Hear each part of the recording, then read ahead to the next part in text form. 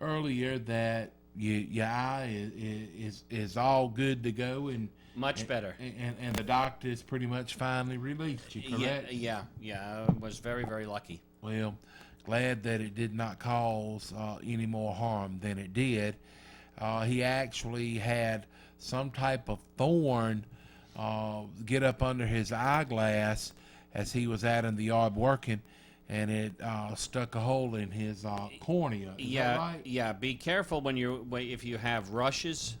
Rushes is it's a plant that likes marshy areas and soils that are poorly drained. So I was moving one, and one they have long needles with points at the tip. So went underneath the eyeglass and into the eye. So I'm a staunch advocate of safety glasses, definitely from now on. Especially if you do things like if you use those weed eaters, make sure you got them on. Yeah, that's a good idea. Also, when you're mowing the lawn, it wouldn't be a bad idea to wear safety glasses, and I'm one that does not do that, but I have had it, have some dust or a blade of grass or some foreign material, come up from the lawnmower and get in your eye. So always be safety conscientious whenever possible. Right.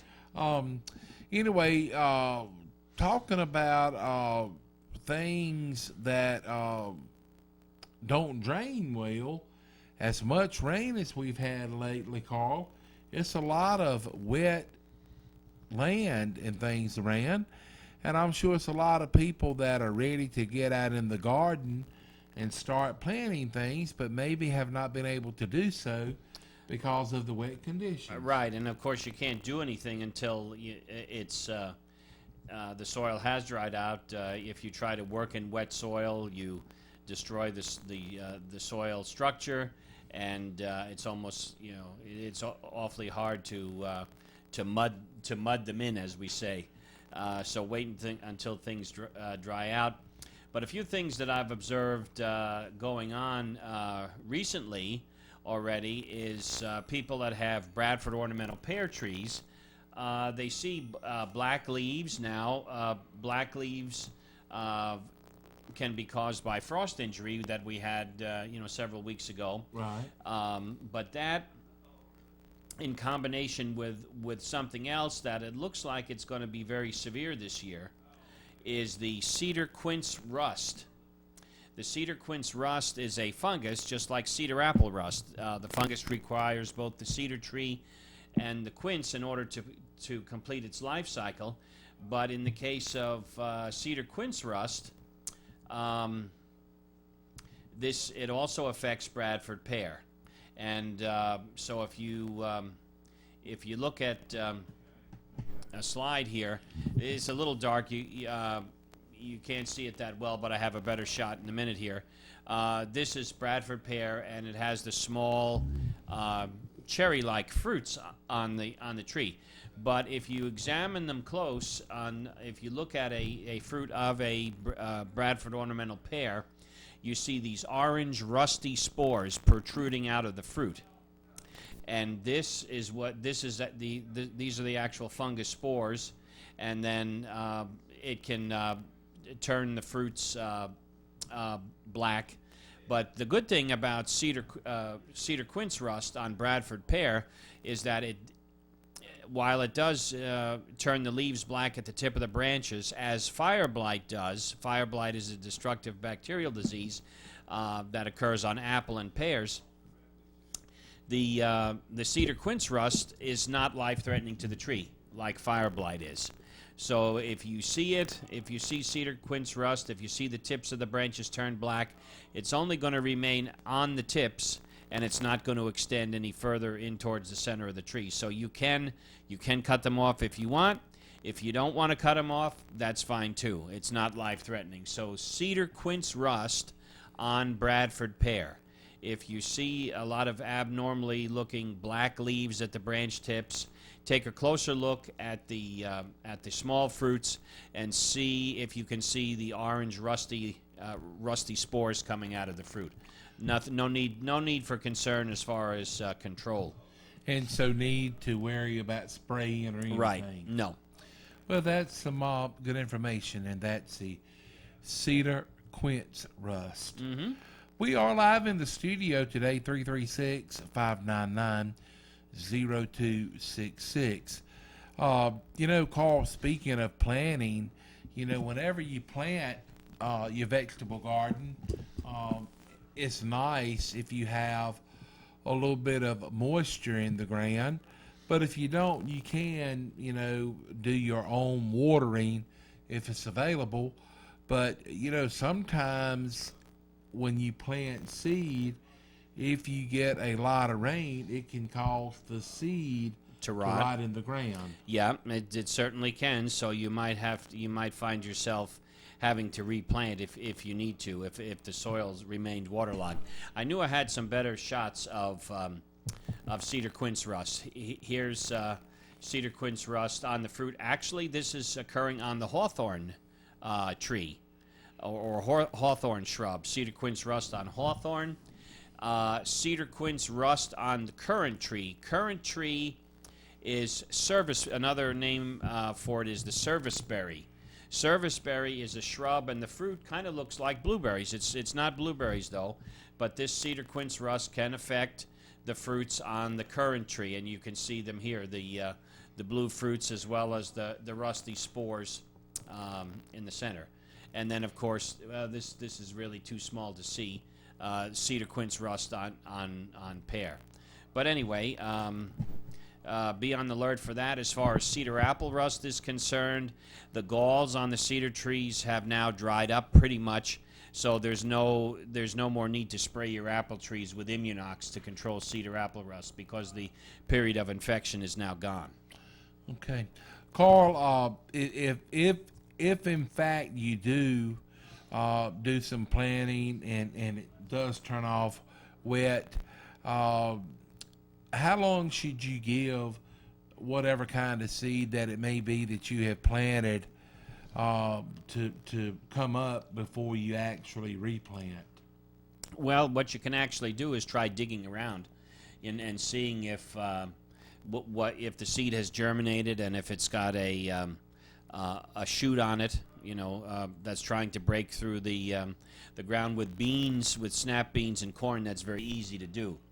But if you see that there's no germination, or if it has germinated and the shoot is all brown, I'd probably replant again. Definitely. Okay. For those of you that are new to gardening, they have a excellent publication available from the Cooperative Extension Service.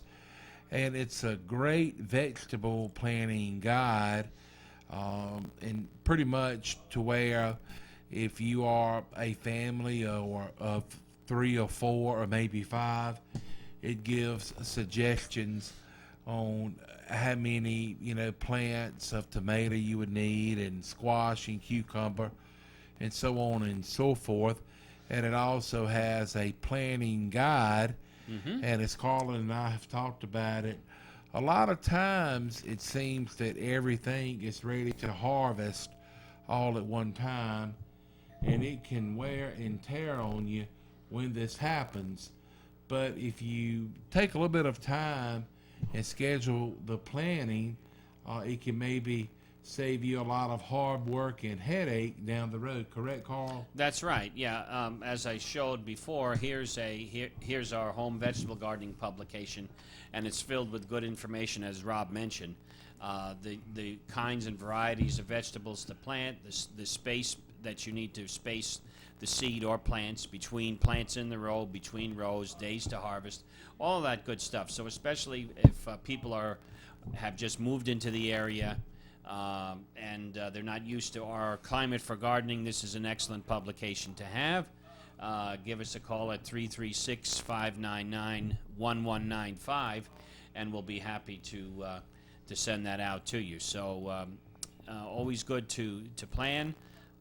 Soil tests running about a week now, 5 to 7 days, I would say.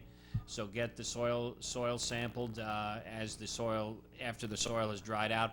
Do not put wet soil in the soil boxes that we have, because they just fall apart, and this way you can the soil needs to be air dried before actually they can analyze it down at NCDA. Okay. Let's get a word on for one of our sponsors. We'll take a trip out to Timberlake and stop in at T.G. Brooks Company. They've always got something going on, something for pretty much any and everybody. Whether you are a homeowner or maybe you are a contractor, you need to check them out at T.G. Brooks Company. They've got all kind of landscaping supplies, plumbing supplies, vegetable gardening supplies. The list goes on. So let's take a trip to T.G. Brooks Company in Timberlake. You know, we're so glad to see old month of May and May's beautiful weather here in Person County. And in May, it's full-time lawn and garden season. It's the time to have fun and beautify. T.G. Brooks Company has lots and lots of tomato plants, all of the most popular local varieties. They have squash, cucumber, cabbage, broccoli, pepper plants, cantaloupe, plenty of vegetable plants, and herbs like basil, chives, thyme, oregano, dill, cilantro, peppermint. They have lavender. They have your garden flowers, so many like impatiens, begonias, marigolds, petunias, vincas, and others. Get your garden seed fresh garden seed ready for planting. Reseed your lawn with clean, fresh grass seed. And they have fertilizer and lime. If you need mulch, man, do they have mulch, even the triple ground mulch. Do you need straw, pine needles? How about potting soil, planting soil, cow manure? They have spreaders, and they have aerators for sale or for rent. T.G. Brooks serves the homeowner and the commercial landscaper. T.G. Brooks Company handles everybody with the same courteous service. They can arrange delivery, or you can pull in with your pickup truck, trailer, and they'll load it up for you. The bagged products they'll load up for you in your car or your van. Remember, they have Bartlett animal feeds too. It's exciting to see May in the full-time growing season. Top off that day with a hand-cut ribeye steak from T.G. Brooks Company. Hurry out to 411 Helena Maria Road in Timberlake. T.G. Brooks has proudly served the homeowner, the farmer, and those in construction since way back in 1936. And they welcome people from all over Person County, Rougemont, Northern Durham, and of course Southern Person County.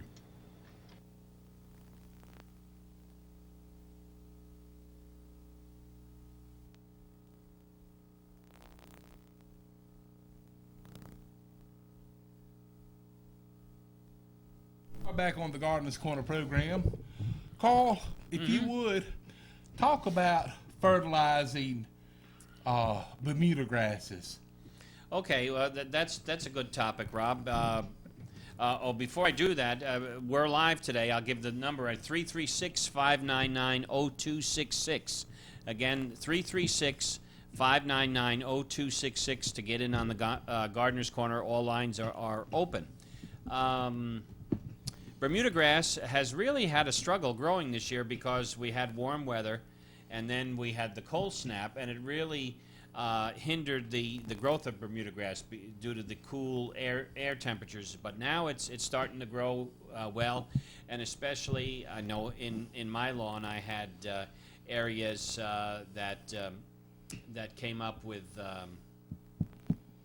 chickweed, and so the chickweed has died off, and the Bermuda grass is now coming back. So Bermuda grass, of course, is a warm season grass and responds best to fertilization during the periods of active growth. So we're getting into June now, pretty soon, and so now would be a good time to fertilize your Bermuda grass lawn to get the nitrogen that's needed to the grass for good growth. Generally, we fertilize Bermuda grass once a month through June, July, August. June, July, August are the main months for fertilizing Bermuda grass, using 1 pound of actual nitrogen per 1,000 square feet. In order to calculate pounds of actual nitrogen, You take the first number on the fertilizer bag. In the case of, say, 10-10-10, the first number refers to the percent nitrogen, so 10 into 100 goes 10 times. So that means it takes 10 pounds of a 10-10-10 fertilizer to equal 1 pound of actual nitrogen per 1,000 square feet. So go ahead and apply that. A good time to add limestone, of course, is right after a rain, so the lime can work itself into the soil as well. But Bermuda grass, some people hate it. Some people call it wiregrass. It invades flower beds, which it does, but we have good products that we can use to control actively growing Bermuda grass in the flower beds. It's a product called Vantage, Vantage, will kill any type of grass that's growing, will not harm flowers, trees, or shrubs.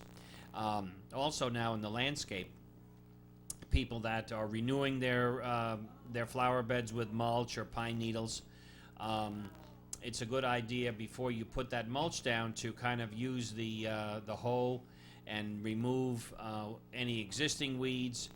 And then what you can do is treat your area with herbicides, pre-emergence herbicides, to control the growth of germinating weed seedlings. Mm-hmm. And two products you can use. There's a liquid material called Surflan, Surflan. It's an orange liquid that you put in a sprayer and you spray it. It's applied to weed-free soil, so be sure that you cultivate the ground first, because it's not going to have any activity on anything that's already there. Spray it, put the mulch on top, and then that should suppress weed growth for several weeks. Surflan is the liquid. The granular material is called Treflan, Treflan, and you can buy that in 20-pound bags and apply that as a granule in the treated area. After you get rid of weeds, apply that on bare soil. You can water it in, or it can be done with rainfall, and that works equally as well. Of course, there's the homeowner formulation of Treflan that's called Preen, Preen. That's Treflan packaged in a very handy container with a shaker spout. Mm-hmm. So you can buy it that way, or you can buy it, in a 20-pound bag, the Treflan. So the price per pound of herbicide that you pay for if you buy a whole bag of it is a whole lot less than the price per pound of the herbicide if you buy it, in a container with a shaker top. Right. Well, Carl, speaking of the Bermuda grass, you are a fan of it, as you've shared with me many times before. Mm-hmm. You like it because it retains its green color when things are hot and dry, correct? Exactly, yeah. Mm-hmm. But, the disadvantage is it starts turning brown, in maybe October or so? Yeah, or even, I'd say that's about right, yeah. And so it's, no matter what kind of grass you plant, whether it's cool season grasses or warm season Bermuda grass, it's going to always have pros and cons about both of them. You just have to kind of go with the one that you like best and hope for the best. Right, and for cool season grasses like bluegrass and fescue, now is not the time to fertilize those. The best time to fertilize fescue and bluegrass lawns is in the fall, so that the nitrogen is stored by the root system, ready for the plant the following year. Fertilizing now predisposes the plants to a fungus disease called brown patch, which can actually take out your entire lawn in the middle of the summer once it gets hot and dry. So don't aggravate that condition. Don't aggravate it by fertilizing heavily with nitrogen at this time. Wait and do that in the fall, so that you don't get the brown patch fungus disease. Looking for a picture of it that I can show you that shows you what it looks like during the summer. Well, Carl, a question for you. Are you familiar with, is it pronounced Zoya grass? Zoysia. Zoysia. Zoysia, right. Now, that's quite expensive, isn't it? Yes, and it's very slow growing. If you want to, it's a warm season grass like Bermuda, but it's very slow growing. So some people will, if you try to establish it by seed, it takes very, very long for it to grow. Other people will start with Zoysia sod, but even that, I mean, Zoysia sod will give you an instant lawn, so you won't have to worry about it filling in versus seed. Bermuda grass seed can be started very easily, and it spreads and it grows rapidly, so it'll cover an area in no time at all. Whereas Zoysia, it's going to take its sweet time, and a lot of times it grows so slow that it gives enough time for weeds to get a foothold. Oh, really? So it's not a good grass to select from, I don't think. Okay. Well, I've heard people talk about it, and I've heard some people say that they use it, on golf courses and things like that. Yeah. So, if you have brown patch fungus in your Bermuda, in your bluegrass or fescue lawns, this is what it starts out as. It's kind of an patchy areas that turn brown and die out. Here's another shot of brown patch, and you can see it kind of starts out as a brown circular area and then quickly expands. So this is not what you want to see in the hot summer. So preventive strategies by not fertilizing the turf in the spring is a good idea. Also, if you're putting down pre-emergence herbicides to control crabgrass, which actually you still have another chance if you want to put down granular pre-emergence herbicides to control germinating crabgrasses now that they're still germinating, you can make an application. But the thing to remember is just buy the granular herbicide by itself. Do not buy it mixed with fertilizer. These are commonly called the weed and feed combinations. You don't want weed and feed on fescue and bluegrass lawns now. Just buy the herbicide by itself, and then we can fertilize in the fall. This shows brown patch. The whitish growth that you see in the center is the fungal mat called a mycelium, and as that conquers and kills the grass, you can kind of see the line of demarcation here between green grass on the right and dead grass on the left, and the fungus is growing in the middle. Here's another close-up of it. You can see the leaves of the grass turn brown, and they have very small lesions. Here's another close-up. Sometimes the grass blade will actually look like part of the grass blade is bleached out in the center. And here's another shot of it as well. But turf grass diseases are very, very difficult to diagnose. Compared to other plants, it's very difficult I think, to diagnose fungus diseases of turf, because you're dealing with a small plant, and you see a lot of similarities, between different things. So with turf diseases, I always send a sample down to the Plant Disease and Insect Clinic at NC State just to be sure that we get a positive diagnosis. Okay. All right, we need to take a break. It would be a great time for you to give us a call.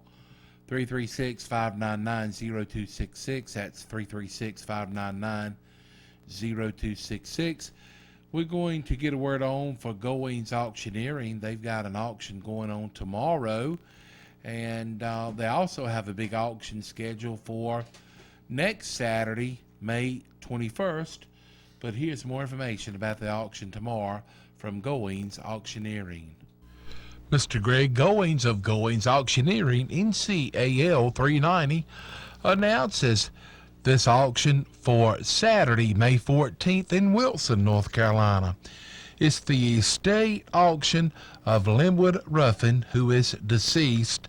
The sale address is 4141 Weaver Road in Wilson, North Carolina. The sale date, Saturday, May 14th at 10 a.m.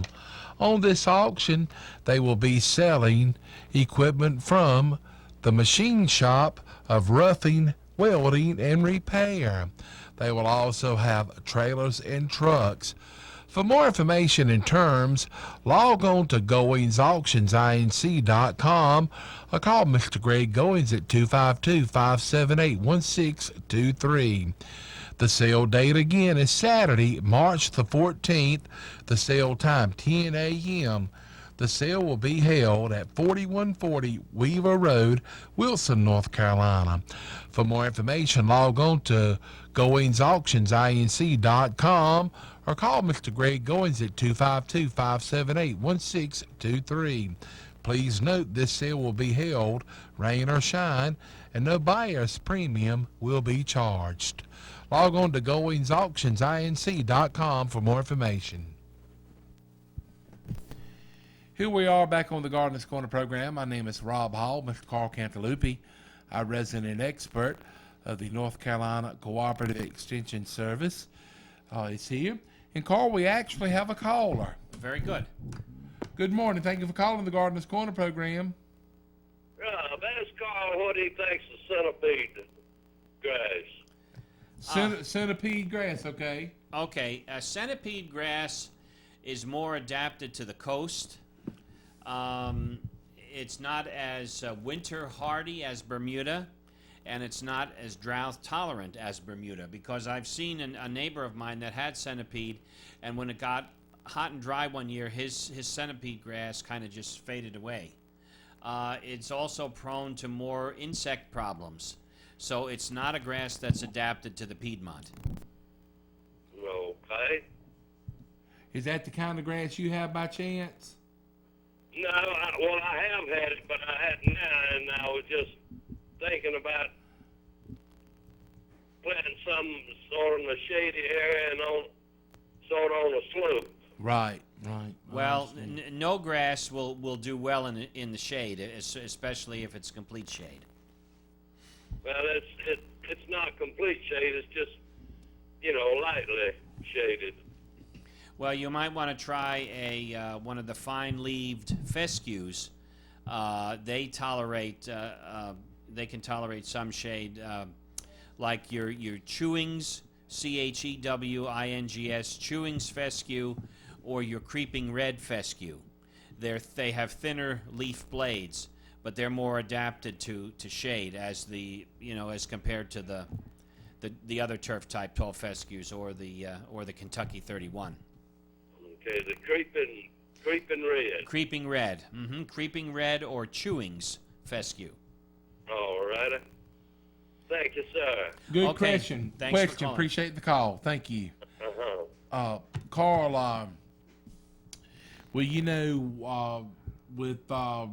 this time of the year, a lot of people are mowing their lawns and things, and I actually watched Five on Your Side on WREL within the last week or so. Okay. They done a feature on, lawnmowers about, which ones, done the best and things like that. Mm-hmm. And one thing that they were saying, if you keep the blade sharp on your lawnmower, that it's better for the grass. Mm-hmm. For a couple of reasons. It gives the grass a nice, smooth, even cut, and plus it kind of chops up the clippings a little bit more to where they can, disintegrate and get back into the soil. That's right.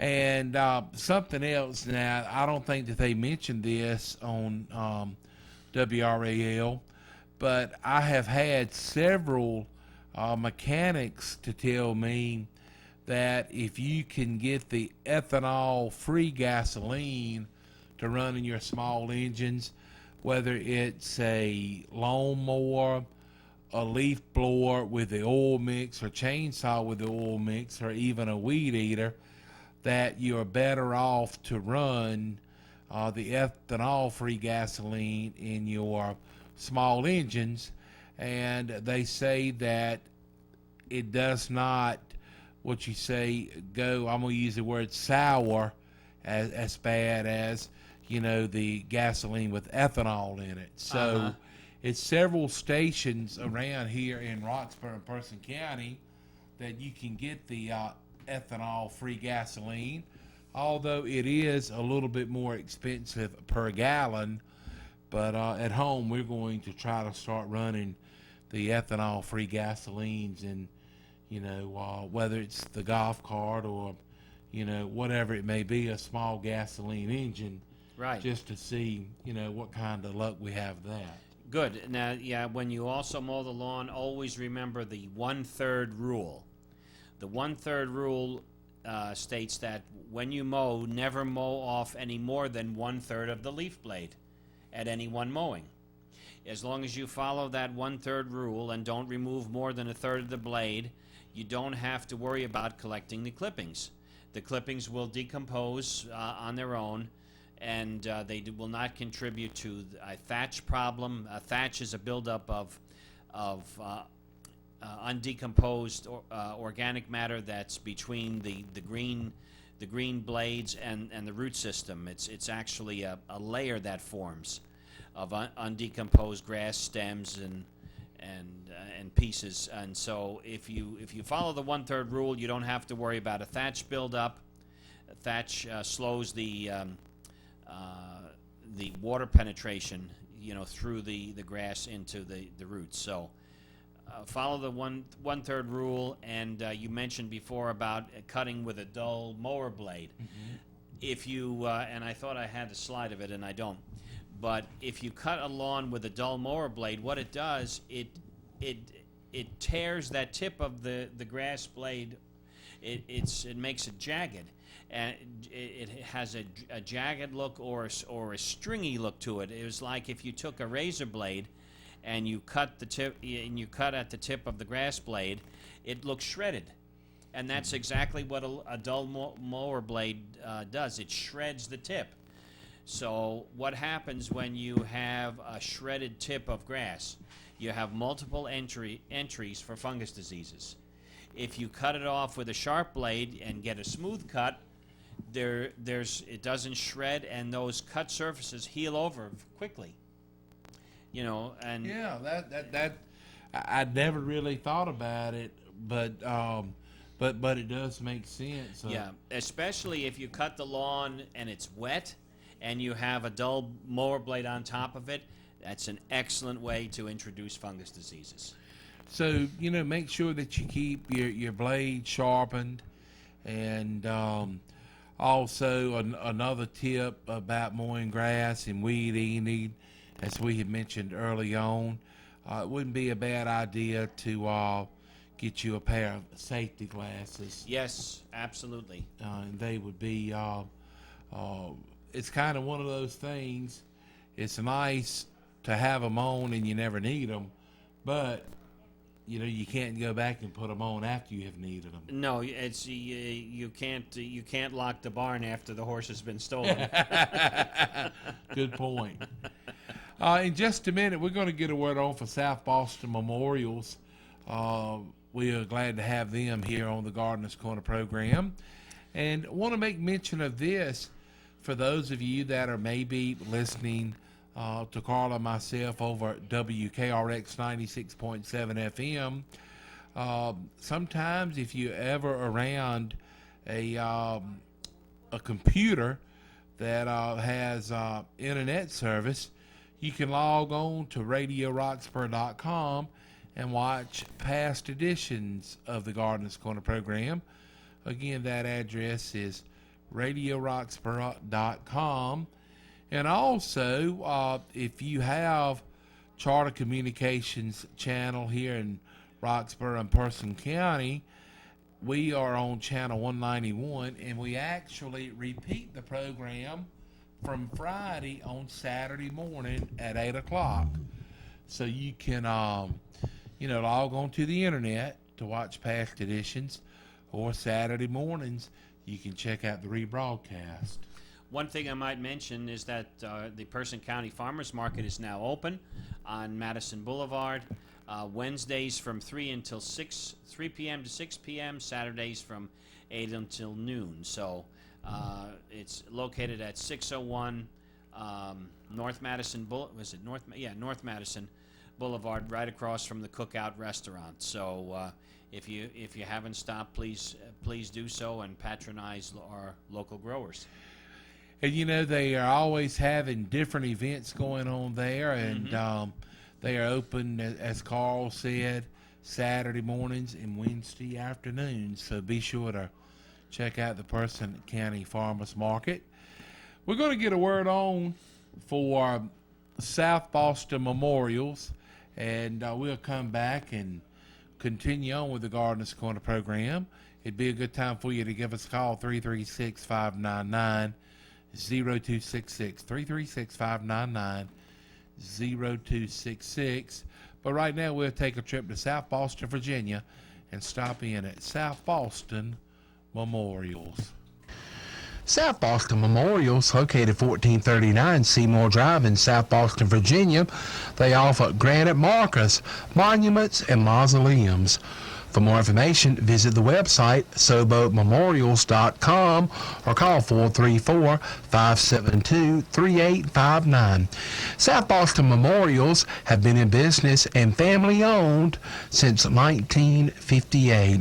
In-house laser etching is available at South Boston Memorials. They have over 300 granite memorials in stock. For all of your granite markers, monuments, and mausoleums, stop in and see them right there at South Boston Memorials, located 1439 Seymour Drive in South Boston, Virginia, or call them at 434-572-3859 and visit the website SoboMemorials.com. That's South Boston Memorials, located 1439 Seymour Drive in South Boston.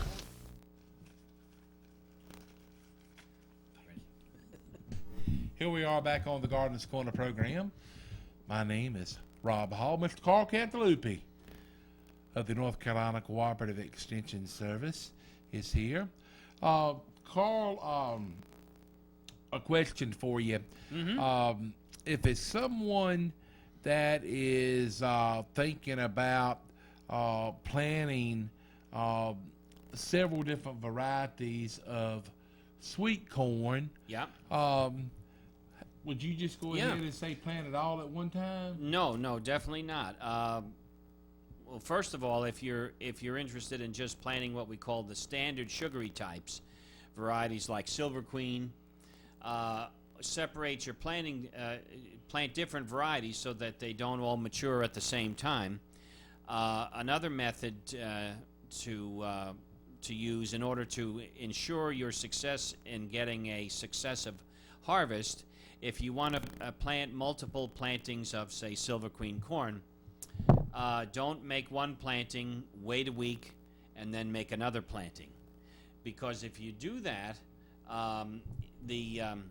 if the first planting the soils were a little on the cool side and it didn't make much growth, then the week later you make your second planting, the soil warms up, you'll find that you'll have them both come in at the same time. So the better way to sow sweet corn is not to do it by the calendar method, but do it by the stage of the growth of the plant. In other words, if you plant sweet corn, wait until the plant comes up and is about 2 inches tall. Then make your second planting. So this way you know that they definitely will not come in at the same time, and you can have a successive harvest. Now, looking at the different sweet corn varieties we have the standard sugary types like Silver Queen. Then we have other types of sweet corns that actually taste sweeter. We have the sugary enhanced types, or the SE types. These varieties can actually be planted. If you have a variety that's termed an SE type, you can actually plant that with the standard sugary type, and you don't have to worry about cross-pollination and making starchy kernels in the sugary enhanced type. That's okay.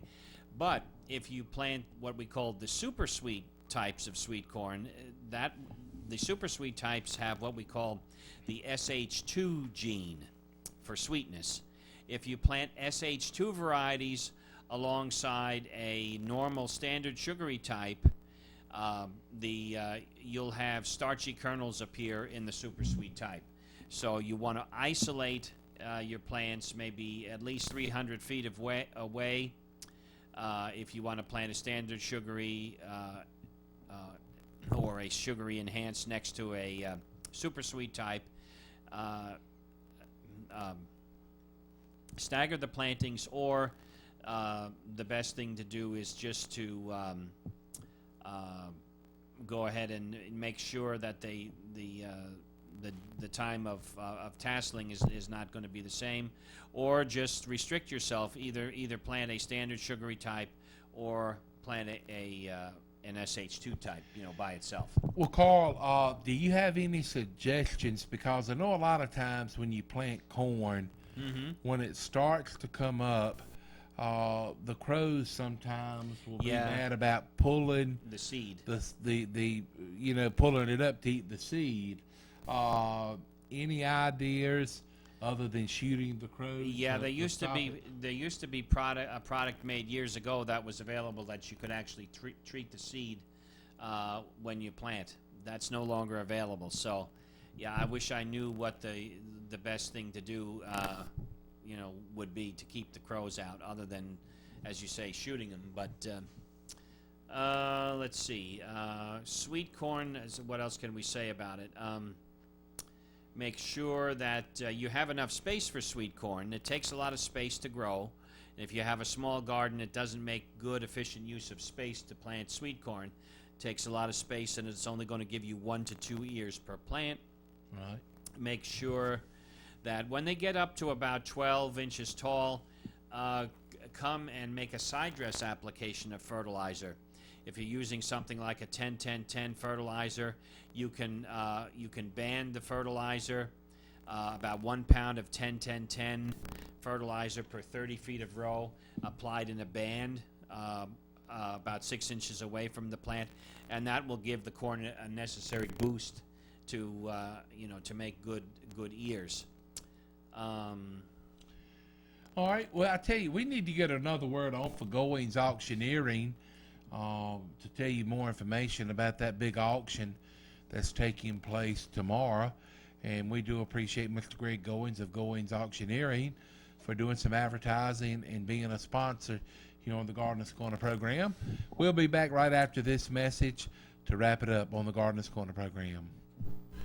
Mr. Greg Goings of Goings Auctioneering, NCAL 390, announces this auction for Saturday, May 14th in Wilson, North Carolina. It's the estate auction of Linwood Ruffin, who is deceased. The sale address is 4141 Weaver Road in Wilson, North Carolina. The sale date, Saturday, May 14th at 10 a.m. On this auction, they will be selling equipment from the machine shop of Roughing, Welding, and Repair. They will also have trailers and trucks. For more information and terms, log on to GoingsAuctionsINC.com or call Mr. Greg Goings at 252-578-1623. The sale date again is Saturday, March the 14th. The sale time, 10 a.m. The sale will be held at 4140 Weaver Road, Wilson, North Carolina. For more information, log on to GoingsAuctionsINC.com or call Mr. Greg Goings at 252-578-1623. Please note this sale will be held, rain or shine, and no buyer's premium will be charged. Log on to GoingsAuctionsINC.com for more information. Here we are back on the Gardenerd Corner program. We've got just a few minutes. Carl, maybe it would be a good idea to make mention of a few ways that you can kind of ward off varmints from your garden. Okay. Well, of course, deer is the perennial problem. There's a few things that seem to work well. there's a device on the market called the Scarecrow, which is actually you hook up to the garden hose, and it's a sprinkler. Has a sprinkler top, but it's connected to a motion detector device, so that when a deer passes in front of this device, the sprinkler goes off, and they don't like to get wet. So that seems to work. There are other products on the market that people say that work very well. One is called Plant Skid, Plant. I think it's SKYDD, something like that. Plant Skid, and then Liquid Fence. These are liquids made from putrefied egg solids, and it really smells like it too. But you can spray plants, and it lasts a while. It's kind of on the expensive side, but people have said that it does work. You can try those. I think we've got someone. I think someone we here. do too. Good morning. Thank you for calling the Gardenerd Corner program. Hello, Rob. How you doing? I'm doing pretty good. You know who I am, don't I you? do. How can we help you today? Okay, if you want to keep some the animals out of your garden, Yes, ma'am. I got 4 cats, and they do a good job for me. 4 cats. You Well, ought to see them take rabbits down right there. They go by packs and fight. so they do a good job for you. They sure do. Well, I've never heard of that before, but I thought you was going to say if you would get, hair from the beauty shop or the barber shop and put it out in the garden. I've heard people say that will keep some wildlife Well, out. okay, my house coming out so bad, maybe I should put it out there. Well, look, we appreciate that friendly tip. We sure do. Well, okay, I've seen them catch 'em out there. And one went by my doorstep out there the other day.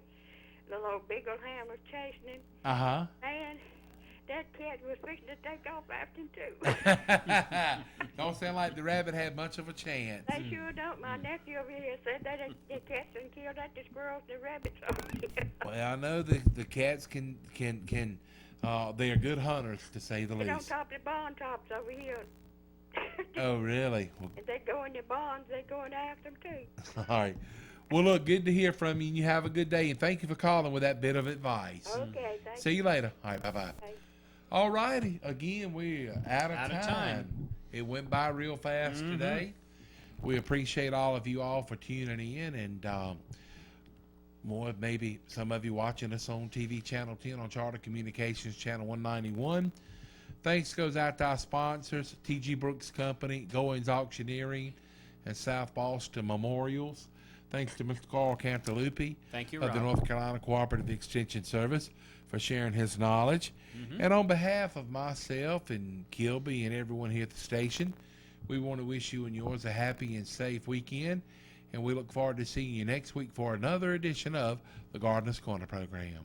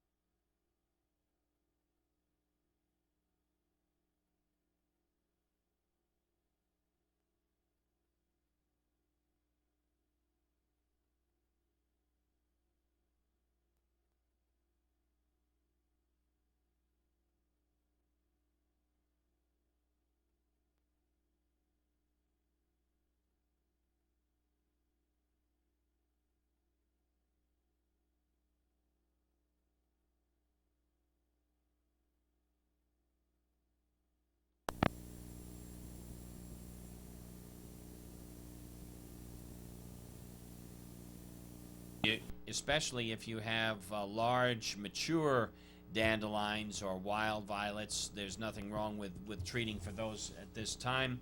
Make sure the temperatures are not above 85 degrees, and make sure you don't have wind, because the herbicides can drift onto other plants and cause injury.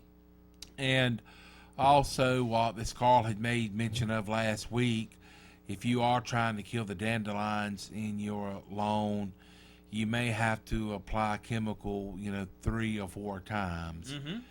But that's going to wrap it up for the program today. And we just got it worked out just about 15 minutes ago. And as I understand, we will be live from T.G. Brooks Company next Friday for the Gardenerd Corner program. So if you're in the area next week, we'd appreciate you stopping by and saying hello. So that's going to wrap it up for the day's program. That was brought to you by South Boston Memorials and T.G. Brooks Company. Thanks goes out to Mr. Carl Cantalupi. Thanks, Rob. For sharing his knowledge with us of the North Carolina Cooperative Extension Service. My name is Rob Hall. Want to wish you and yours a happy and safe weekend. And we look forward to seeing you next week for another edition of the Gardenerd Corner program from T.G. Brooks Company in Timberlake.